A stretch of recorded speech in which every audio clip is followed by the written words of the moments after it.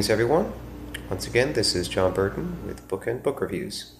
If you happen to be in the mood for an exciting thriller/mystery with elements of horror, look no further than Mother of Mercy by Lee Charles. This is a very well-crafted and character-driven piece about two jaded officers in a Delaware community that are charged with the task of finding a killer. I personally appreciate the twist when it comes to the killer's motive for this book. The killer is driven not out of malice or out of some disturbance of the mind, but rather out of mercy for his victims. He believes that the young women whom he happens to be killing are being spared.